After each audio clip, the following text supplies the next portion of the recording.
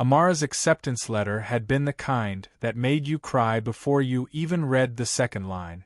Full scholarship, housing included, ranked third in the nation. St. Cyprian Conservatory of Musical Excellence, embossed in gold. Her mother framed it next to a picture of her grandmother, Nana Joy, smiling behind an upright piano in their church basement, hands poised over ivory keys she could never afford to study formally.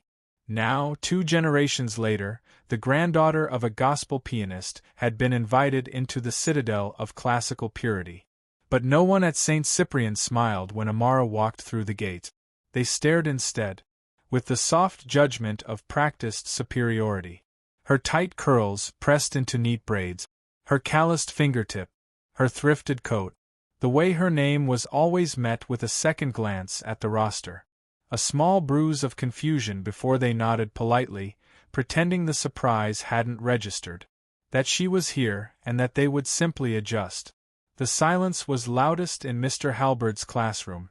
His reputation preceded him. Strict, brilliant, traditional. Students joked that even the metronomes bowed to him.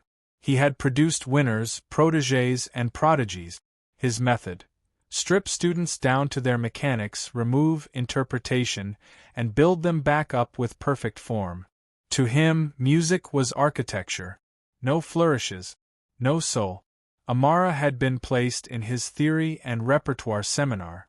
At first, she thought the tension she felt in class was normal. Every teacher had their own atmosphere. But Halbert's eyes never left her. Not when she raised her hand. Not when she didn't. He rarely called on her. When he did, it was for corrections. Miss Brooks, perhaps next time you'll remember the difference between a grace note and an afterbeat, he said after her first week's assignment. I wasn't wrong, sir, she said quietly. That section uses a crushed grace. The recording you assigned. He cut her off. We'll refrain from quoting Spotify interpretations in this classroom. Some students snickered. She had listened to that recording 12 times, taken note, cross-referenced it with 2 academic editions, but none of that mattered. Her voice was a challenge to authority. In the practice halls, she played anyway, hours at a time, mixing her scales with improvisations, tucking in rhythmic experiments, blending Chopin with blues. No one else was in the building by then, just the ghosts of old composers and the reverberation of something defiant echoing through the walls. Amara's roommate, Lynn, warned her gently. You're making them uncomfortable. I haven't done anything. Exactly. It wasn't just Halbert. During the fall showcase selection, Amara wasn't given a solo despite ranking top 3 in performance evaluations. She overheard 2 students arguing about it in the locker room. She doesn't have the right aesthetic, one said. What the hell does that even mean? The other replied. It means she's got too much attitude. Her sound's too raw. It's not refined. She's better than all of us. Talent doesn't mean she fits. It stung more than she wanted to admit. The implication that she was brilliant but alien. That her sound didn't belong in these white-walled recital halls. That her presence was a wrinkle in the school's image.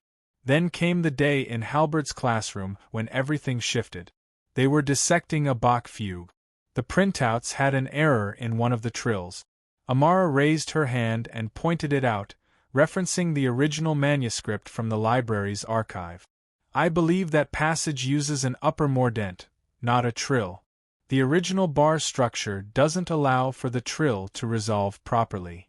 Halbert didn't even look up. Do you plan to question every handout I give, Miss Brooks? I just thought. Then perhaps you'd like to perform it for the class, if you're so certain. There it was. A challenge. Thinly disguised as an invitation. The room went still. Even those who pitied her looked away. No one crossed Halbert. No one showed him up. And certainly no one like Amara.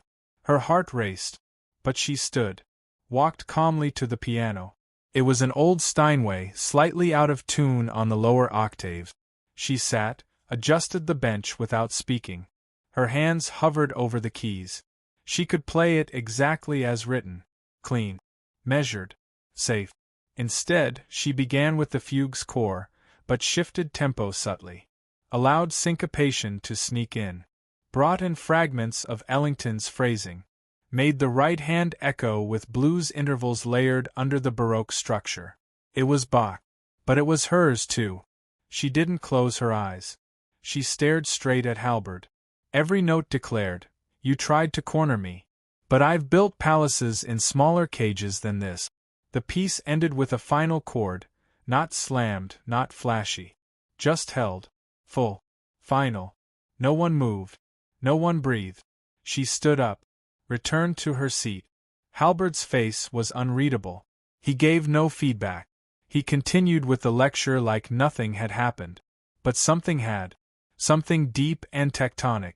In the hallway after class, May caught up to her, breathless.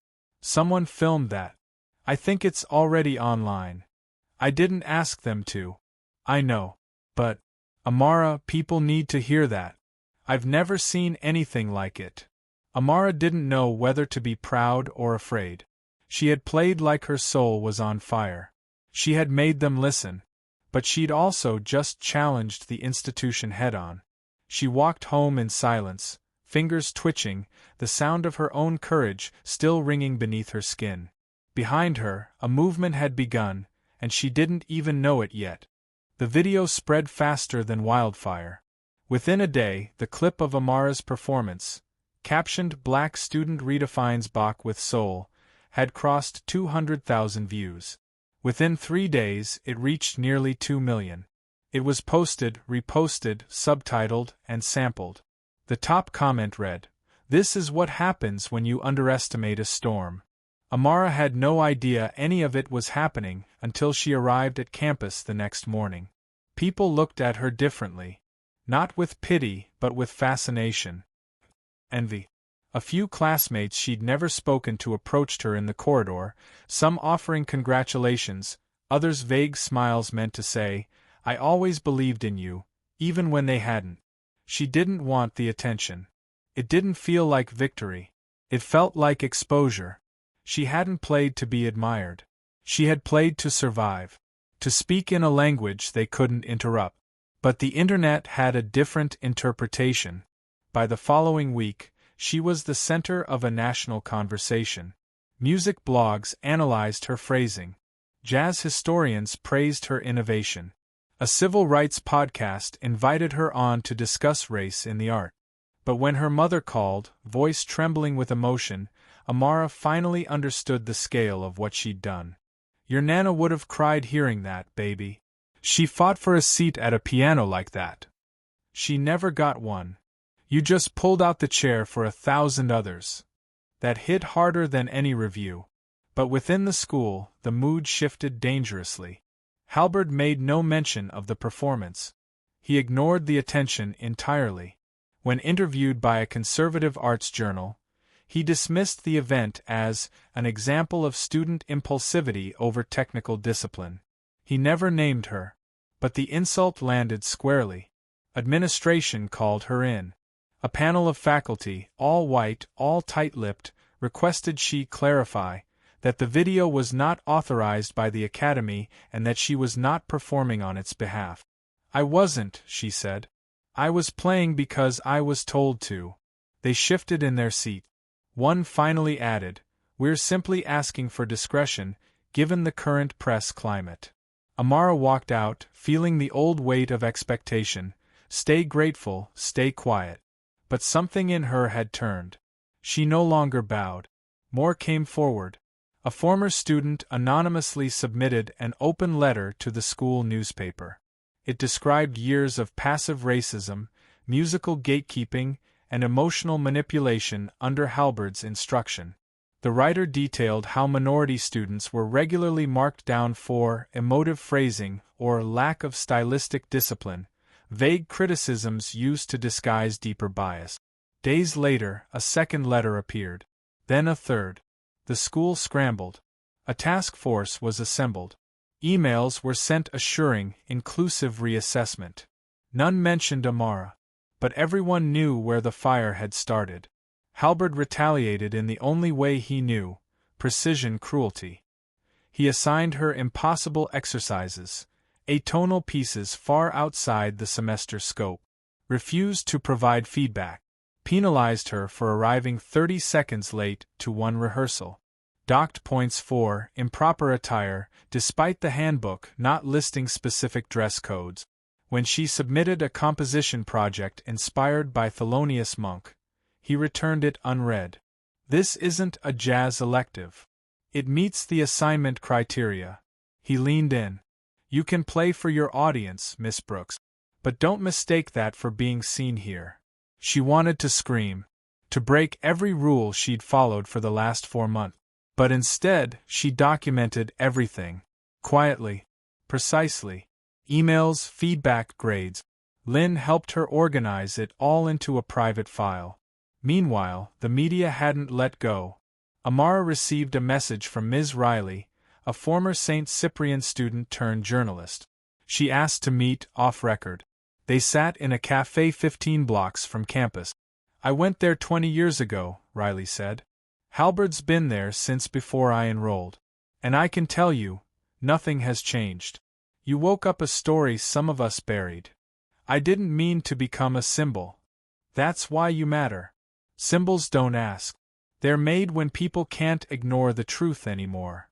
Riley offered to investigate the school. If there's more, I'll find it. If you speak on record, they can't bury it this time. Amara wasn't ready. But she promised to think about it. That night, she returned to the practice hall alone. For the first time in weeks, she wasn't rehearsing to prove anything. She played because the keys still gave her breath. Each note was a wound. Each pause, a memory. Her music was no longer a rebellion. It was a record. The next morning, she was summoned to the dean's office. There, she found Halberd, stiffer than ever, and 3 board members with grave expressions. Halberd didn't speak. The dean cleared his throat. We've received multiple complaints, student testimonials, allegations spanning several years. Amara stayed silent. We've placed Mr. Halberd on administrative leave pending investigation. We'd like to commend your professionalism throughout. She didn't nod. Didn't smile. She asked, what about the other students who didn't go viral? What about their testimonies? The dean hesitated. We're reviewing all submitted materials. She stood. Then review this too. She handed over her file. Every insult, every grade discrepancy, every ignored request. Then she left, not looking back. By the end of the week, Halberd was officially suspended. Anonymous accounts flooded the school's website with reviews. Alums spoke up on Twitter. An editorial in the Times called for a cultural audit in arts institutions nationwide. Amara still practiced daily. Not because she needed approval, but because the music had outgrown the walls that once tried to contain it. She was no longer just a student. She was the beginning of something louder. Invitations poured in. University orchestras, non-profit showcases, civil rights galas. Everyone wanted Amara to play. Not just because she was good, but because she had become a symbol. The girl who stood her ground, who shattered silence with sound. News outlets called her the last note, referencing how one performance ended a decades-long silence at St. Cyprian. But Amara didn't feel like a hero. Not yet. Not when so many others had been silenced before her. She accepted a few appearances, choosing those that aligned with her values. One was a benefit concert for marginalized youth in the arts. There, she met Elijah, a violinist expelled from a rival conservatory for challenging a jury's racist feedback. He wasn't bitter. He was burning. They talked backstage for hours. Not just about technique or composers, but about gatekeeping, coded language, institutional arrogance. He said, "They tell us we're undisciplined, but what they mean is we won't conform." The two performed a duet that night, Amara on piano, Elijah on strings. It wasn't clean. It was raw, powerful, alive. The crowd rose to its feet, not out of politeness but urgency. Something old was dying. Something new had a pulse. Back at St. Cyprian, change moved slower. The administration launched a diversity initiative. Mandatory workshops, inclusive language policies, a revised audition rubric. It felt reactive, not sincere. The school newsletter listed Amara as a student leader for change, but no one from the faculty consulted her. When she confronted the dean, he deflected. "You've done more than enough. Now let us take it from here," she replied. "The people who stayed silent shouldn't be in charge of what comes next." They looked at her like she was naive. But she didn't back down. She launched a student-led advocacy group. Not just for Black musicians, but for anyone whose work didn't fit within the narrow tradition the Academy had protected for so long. At first, only a handful of students joined. Then dozens. Then alumni. They called it the Unwritten Measures. A place for music that didn't ask permission. They petitioned for a community concert series that featured cross-genre collaborations. Jazz with classical, folk with electronic, spoken word with strings. Faculty tried to water it down. Amara refused. "This isn't just a recital. It's a reclamation." She used her growing platform to highlight overlooked composers of color. Florence Price, William Grant Still, Margaret Bonds. She interviewed guest musicians and posted the videos online, pairing each discussion with a short performance. People listened. Young musicians from across the country messaged her. Some asked for advice. Others just said thank you. But not everyone was pleased. A conservative columnist wrote a scathing op-ed titled, "When Talent Becomes Politics." He called Amara's work a dilution of musical purity and warned of social justice infecting artistry. She didn't reply publicly. She didn't need to. Her inbox overflowed with rebuttals. Artists, professors, even orchestra directors calling the article regressive. Still, the backlash reminded her of the cost of visibility. She couldn't be just a student anymore. Every performance was dissected, politicized, reframed. Some said she was brave. Others called her a troublemaker. Few just called her Amara. She started therapy. Not because she felt broken, but because she refused to be. The therapist, a Black woman and former opera singer, understood more in a glance than most faculty did in a year. "You don't have to carry their shame," she said.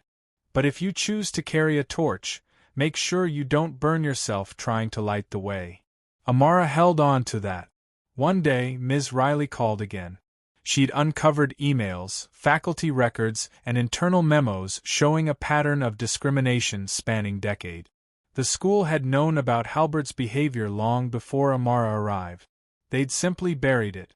"I want to run the story," Riley said. "But I need your voice to make it matter." Amara hesitated. She'd already said enough. She'd played. She'd fought. She was tired. But then she thought of the next Amara. The one who wouldn't have to fight this battle if she did. She said yes. The article went live 3 days later. The Silence at St. Cyprian, How One Performance Forced an Institution to Listen. It quoted Amara's words. "We were never asking to be included in someone else's music. We were always writing our own." The story exploded. Parents called for audit. Donors pulled funds. The school board announced a full investigation. Halbert resigned quietly. No ceremony. No statement. Just absence. Amara felt no joy. Only clarity. She wasn't trying to destroy a legacy. She was trying to build a better one. At the year's end, St. Cyprian held its annual honors showcase. Traditionally, only select seniors performed. But under pressure, the rules changed. All years were eligible. Amara was asked to close the evening. She didn't play classical. She didn't play jazz. She played Amara. A piece that opened in silence, as if holding breath. Then came the echo of sorrow, the stumble of resistance, the warmth of defiance, and finally, a chord that didn't resolve. It hung there like a question. The audience didn't clap at first. They were still absorbing it. Then came the standing ovation. Some shouted. Some cried. Later, the dean approached her with a handshake and a soft smile. "You've left quite a mark." She replied, "No. I've opened a door. That night, Amara walked past the old trophy case, filled with photos of past winners. All white faces. All classical medals. She didn't stop. She kept walking. Not away from it, but toward whatever came next. She didn't need validation anymore. Her music was not a performance. It was a declaration. The investigation sparked by the exposé ignited more than headlines. It tore off the Academy's polished veneer. Former students came forward, some anonymously, detailing years of favoritism, exclusion, and racial coding disguised as critique. A former professor admitted he was forced out for challenging the culture. The school scrambled to contain the fallout. A third-party commission was hired. Words like systemic failure and historic bias appeared in public statements, all carefully phrased, lawyer-approved, and emotionally hollow. Amara watched it unfold with a strange detachment. She'd already done her part. Now it was the system's turn to speak for itself and reckon. But while the school fought for its image, something else was happening beneath the surface. Young musicians, especially students of color, began to step forward not as victims, but as builders. A sophomore cellist organized a campus-wide forum. A freshman poet launched a weekly open mic. What had begun with a single defiant performance was transforming into something collective. The unwritten measures expanded. Now it included dancers, visual artists, even coders exploring sound art. Amara didn't control it. That was the point. It wasn't hers. It was a growing force, a proof that legacy didn't come from awards or press releases. It came from connection, intention, evolution. Meanwhile, Halberd had vanished from public life. Some faculty whispered he'd moved to a rural town, that he'd suffered a health crisis, that he was not well. Amara felt no desire for revenge. What she wanted was much harder to achieve. A world where someone like him couldn't hold power for so long in the first place. Still, some changes came faster than expected. A new interim chair was appointed, Dr. Aisha Grant, a boundary-breaking conductor known for radical curriculum reform. Her first act was symbolic but resonant. The Central Hall, once named after a founding patron with a record of segregationist politics, was renamed Legacy Hall. Not for any one person, but for the voices long left out. Dr. Grant invited Amara to help revise the student handbook. "We're not just adjusting policy," she said. "We're rewriting a culture." At first, Amara declined. She was exhausted. But the weight of everything she'd fought for pulled her back in. She joined the task force and proposed a radical idea: a mentorship program pairing incoming students with diverse alumni and creatives, not just within music, but across disciplines. Writers, engineers, activists, people who knew what it meant to be underestimated. The board hesitated. "What does engineering have to do with piano?" Amara replied, "Because students don't just need applause. They need options." The proposal passed. Around this time, a documentary filmmaker contacted her.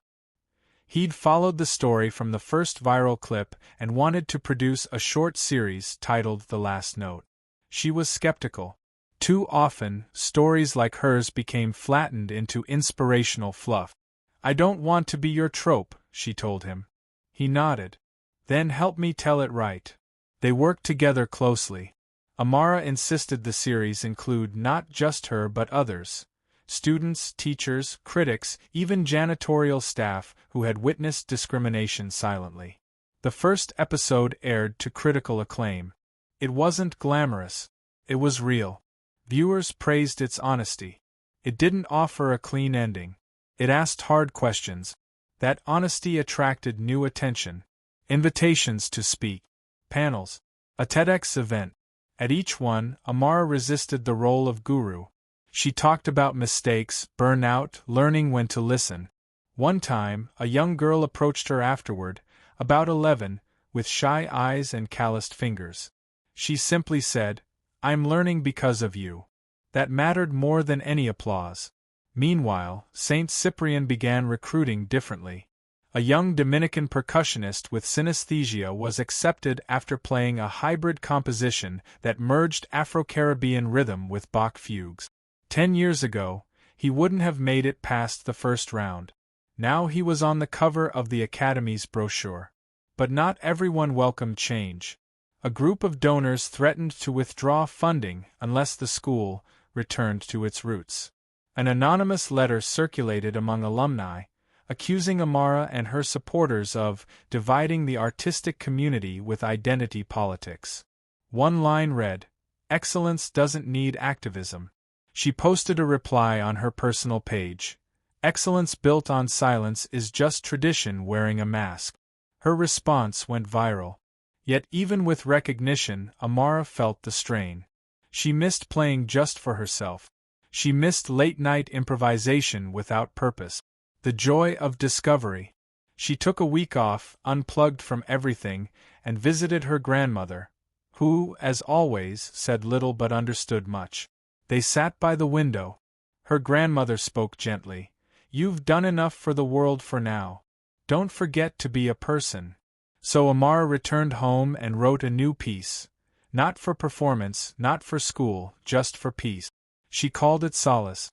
No melody, just evolving tones, pauses, breath. It wasn't perfect, but it was whole. When she returned to school, her mentor, Dr. Kwan, asked her to guest lecture for a composition seminar. She walked into the room, same piano, same walls, but everything felt different. She wasn't there to prove anything. She was there to offer something. She opened the class not with scales or rules but with a question. "What does your silence sound like?" Some students laughed. Some went quiet. One raised a hand and said, "It sounds like waiting to be asked." Amara smiled. "Then let's stop waiting." By semester's end, the Academy had changed in measurable ways. Course offerings, concert programming, student governance. But more importantly, it felt different. Lighter. Less fearful. More curious. One afternoon, Amara received a package with no return address. Inside was a yellowed, torn music book. No note. No explanation. Just an old piano score from a forgotten black composer, undated, handwritten, raw. She placed it on her stand and played it through. Notes stumbled into one another, unsure of time, full of courage. It didn't matter who wrote it. Someone had dared to write it. She added it to the student archive she'd created and named it Legacy. Anonymous. That night, she hosted a campus open mic. She wasn't the main event. She just listened. A student sang a protest lullaby. Another played a fusion riff. A poet recited lines that made the room hold its breath. Amara sat in the back. For the first time in a long while, she felt something settle. Not finality, but presence. The work wasn't done. The path ahead was still uneven. But the silence had been broken. And it would never be restored. A year passed. The Academy looked the same from the outside, columns still gleaming, banners still boasting centuries-old accolades, but its soul had shifted. First-year students entered with a different energy. Many had heard the story of the girl who played jazz like a battle cry, who refused to be humiliated, and instead became the reason half the curriculum was rewritten. They didn't just arrive to learn. They arrived to belong. Amara walked through campus and noticed the small signs. A notice board with open jam sessions led by multicultural ensembles, flyers inviting students to equity forums, and classrooms no longer dominated by a single interpretation of genius. She had choices now. Prestigious conservatories offered fellowship. Record labels reached out. Music collectives from Berlin to Sao Paulo sent invitations. But she wasn't chasing escape anymore. She was choosing purpose. Her next move had to mean something. Not just for her, but for the younger versions of herself watching from the shadows, wondering if there was a place for their voice in a world that often only listened to echoes. She chose to start a foundation. The Last Note initiative began with a modest grant and a big vision. To fund arts education programs in underrepresented communities, provide free instruments to aspiring musicians, and sponsor exchange residencies between traditional academies and local cultural centers. Its mission was simple: no talent should go unheard because it couldn't afford a platform. Amara recruited others: her former classmates, indie composers, retired teachers who'd quietly resisted outdated systems for years. One of the first projects was a mobile music lab, a repurposed bus with recording gear and instruments that toured rural towns and inner-city schools alike. The bus became a symbol, not of charity but of belief. Meanwhile, her own music evolved. She recorded her debut album in a converted church with no auto-tune, no flashy producers. Just a piano, a microphone, and a vision. The album, titled Unmeasured, was raw. Some tracks were one-take improvisations, others were structured yet hauntingly sparse. It wasn't commercial, but it wasn't trying to be. It was a statement of identity in sound. Critics called it a rebuke to perfectionism. Amara just called it honest. One piece from the album, Reclaiming Silence, was sampled by a rising hip-hop artist and exploded on streaming platforms. Suddenly, Amara's name was on playlists far outside the classical niche. Teenagers who had never heard of Debussy or Ellington were now Googling her. At first, she felt conflicted about the attention, wary of being packaged again. But then she realized, every play, every repost, was another conversation started. Another chance for a young girl somewhere to feel seen. Still, progress wasn't linear. The school's board remained divided. Funding fluctuated with politics. Some faculty quietly resented the new direction. One evening, at a gala, a donor cornered her and asked if she really believed inclusion could coexist with excellence. She replied, "Exclusion has never been a requirement for greatness. It's just been a habit." He walked away. But not before others overheard and cheered. The Academy introduced a yearly lecture series on art and equity, and the first keynote speaker was a South African violinist who survived apartheid and now taught in Chicago. His words echoed in Amara's mind for days. Music doesn't just reflect culture. It reshapes it. Note by note. Amara kept reshaping. She launched a mentorship program that paired established musicians with first-gen students. The pairings weren't based on genre, but lived experience. One week, a jazz bassist from New Orleans mentored a folk harpist from Detroit. Another week, a Bollywood playback singer guided a deaf percussionist experimenting with vibrations. Amara didn't run the sessions. She simply observed, took notes, and adjusted the program to make space for the unexpected. During one session, a student asked her, "What if I'm not brave enough to change things?" She answered, "Bravery isn't loud. Sometimes it's just not quitting." Outside of academia, the Last Note Initiative launched a digital archive, an interactive timeline of suppressed music histories. Black composers erased from textbooks, indigenous chants that predated orchestras, street musicians who created genres without ever naming them. The archive didn't just preserve, it resurrected. Amara worked late into nights scanning documents, recording interviews, annotating scores. It was unglamorous, but it felt necessary. She wasn't chasing applause, she was anchoring truth. A year into the project, she received an email from an elderly man in Alabama. He had found a recording of his grandmother singing spirituals in the 1930s and wanted help digitizing it. He ended the message with, "Nobody believed she was worth recording, but I think you might." She did. And the voice of a long-silenced woman now lived in a public archive, credited, celebrated, eternal. One day, Amara returned to the classroom where it all began. Not to play. Just to sit.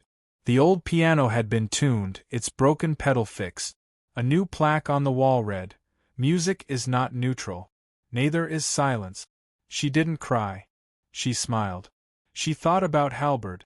No updates. No reconciliation. And that was fine. Forgiveness wasn't always about confrontation.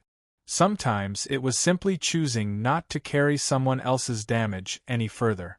The students in that room now weren't scared to improvise. They challenged instructions.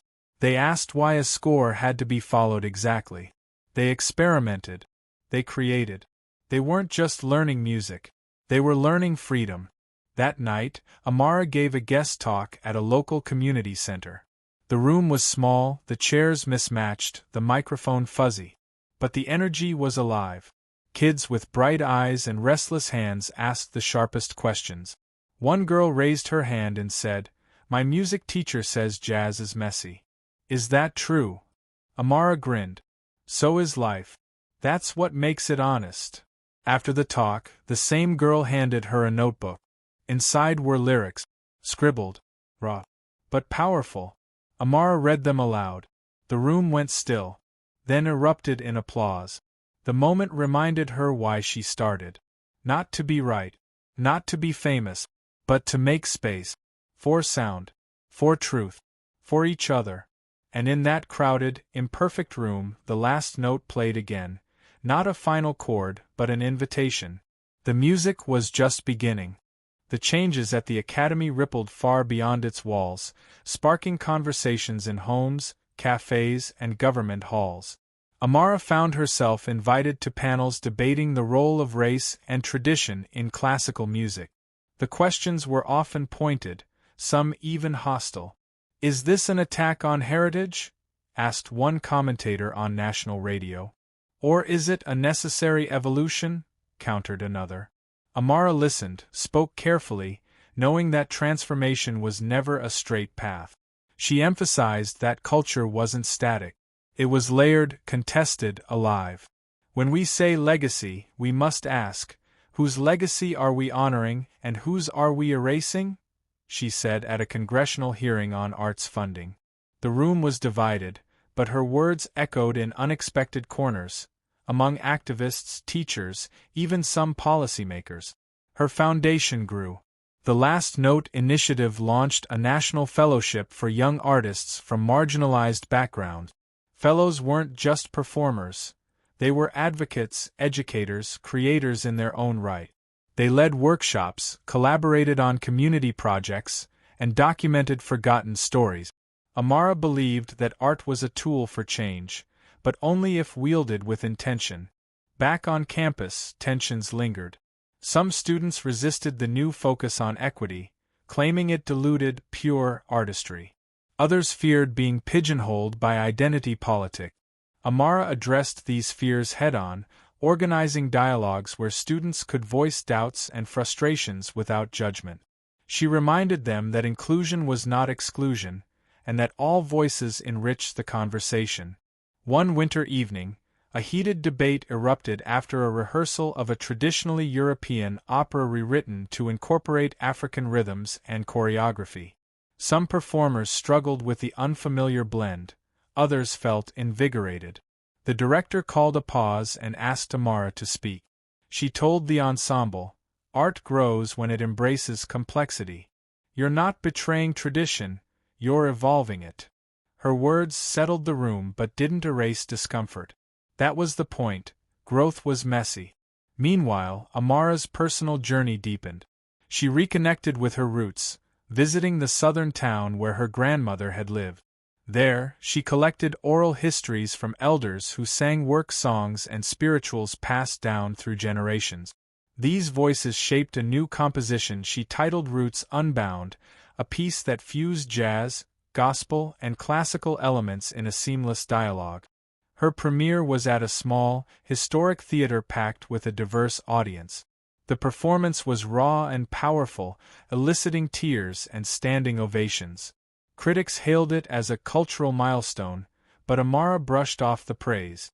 For her, the real victory was in the conversations sparked afterwards, in young people asking questions about their own histories, about music as a living memory. Amid the acclaim, Amara maintained a sharp awareness of her position. She saw how easily stories of resilience could be romanticized, how trauma risked becoming spectacle. She insisted on centering community voices in every project and remained vigilant against tokenism. She mentored emerging artists, encouraging them to own their narratives authentically, without pressure to conform to anyone's expectations. She also confronted her own moments of doubt. In quiet hours, she wrestled with the burden of representation, the weight of being the face of a movement she hadn't asked to lead. There were days when fatigue pressed hard, when progress seemed too slow. But then she recalled the faces of those young girls and boys who believed in possibility because of her. That was enough to keep moving. One significant turning point came when she was asked to serve on the National Arts Council. The invitation was both honor and challenge, a chance to influence policy but also a test of political navigation.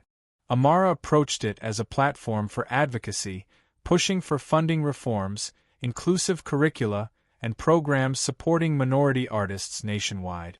At the council, she forged unlikely alliances with officials who initially doubted her agenda. Through persistent dialogue, she helped pass legislation that earmarked funds for underfunded community music programs and mandated diversity training in arts institutions. These policy wins didn't erase systemic inequities overnight, but they laid groundwork for sustainable change. Meanwhile, Amara's relationship with her alma mater remained complex. She was invited to deliver the commencement address 2 years after her viral performance. Standing before a sea of graduates, she spoke not of triumph, but of responsibility. "We inherit histories both beautiful and painful," she said. "Our task is to listen, to learn, and to build something better. Music is not just sound. It's a mirror, a challenge, a bridge. Play your notes with courage and conviction, but remember, true harmony comes from embracing difference." Her speech received a standing ovation, but what mattered most were the conversations it sparked among students afterward, about identity, justice, and the power of art to heal and transform. Throughout this time, Amara kept her artistry fluid. She collaborated with dancers, poets, filmmakers, blending genres and mediums to create immersive experiences. One collaboration with a visual artist explored the theme of invisibility through soundscapes paired with light installations, challenging audiences to confront what society chooses to see and ignore. These projects attracted a new generation of artists eager to experiment beyond traditional boundaries. Amara nurtured their voices, recognizing that leadership was not about control, but about creating space. In quiet moments, she reflected on the journey from that fateful day when a teacher's mockery unleashed her voice, to a movement that had shifted cultural narratives. The path was far from complete. Barriers remained. But she had witnessed a transformation, not just in institutions or policies, but in hearts and minds. Her legacy was still unfolding. Amara understood that every note played, every story told, every barrier broken was part of a larger symphony, a collective work of resilience, courage, and hope. And as long as there were voices ready to speak and ears willing to listen, the music would never end. Amara stood at the edge of the auditorium, watching as the crowd slowly gathered for the annual gala celebrating the Last Note Initiative's 5th anniversary. The room buzzed with energy, a mosaic of musicians, activists, educators, and students from all walks of life. She scanned the faces and saw the reflections of the journey they'd taken together. The battles, the breakthroughs, the moments of quiet resilience that never made headlines but forged unbreakable bonds. Her phone vibrated. A message from an old friend, a fellow musician who had witnessed her rise from obscurity to influence. "You've changed more than music," it read. "You've changed lives." It was a reminder that what began as a personal fight had become a movement anchored in empathy, leadership, and unyielding hope. The evening's program was unconventional, no long speeches, no stiff ceremonies. Instead, it was a celebration of stories. One by one, individuals who had been touched by the initiative's work took the stage. A teenager from a forgotten neighborhood who'd learned to channel his frustration into songwriting. A retired teacher who rediscovered her passion by mentoring a young violinist. A refugee who used music to heal wounds too deep for words. Each story carried the weight of hardship and the light of transformation. When it was Amara's turn, she stepped forward with calm assurance. She didn't need to remind anyone of the viral performance that had shaken the Academy or the systemic reforms that followed. Tonight was about the collective effort, about how every note, every voice mattered. She spoke plainly. We didn't just rewrite music curricula or pass new policies. We rewrote narratives, about who belongs, who leads, and what excellence truly means. She paused, letting the words settle. We honored diversity not as a checkbox, but as the very heart of creativity. We embraced inclusion not as an afterthought, but as the foundation for growth. We showed that resilience isn't just surviving adversity, it's transforming it into something greater. The applause was thunderous, but Amara's gaze shifted to a small group of young musicians sitting at the front, those who reminded her of herself when she first arrived, uncertain, wary, but full of untapped potential. She concluded, "Our legacy will not be measured by trophies or headlines. It will be measured by the courage of those who pick up their instruments and tell their stories, no matter the noise." The last note is not an end. It's an invitation to keep playing, keep dreaming, and keep fighting for a world where every voice can rise. After the event, a quiet moment alone in the green room brought unexpected reflection. She thought of the teacher who once tried to mock her, who inadvertently sparked a revolution.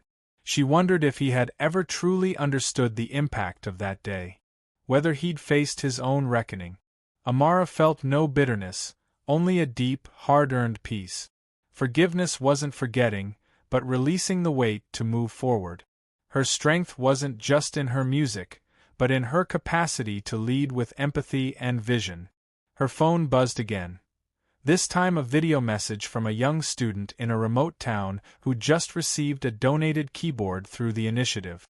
The girl played a shaky, tentative melody, but her smile was radiant. Amara smiled back, knowing this was the real reward. As she prepared to leave the auditorium, a final thought settled in her mind. Change is never the work of one person, but of many voices united.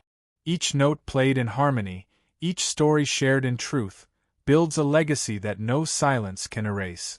And with that, Amara stepped into the night, ready to keep playing the song that would never end.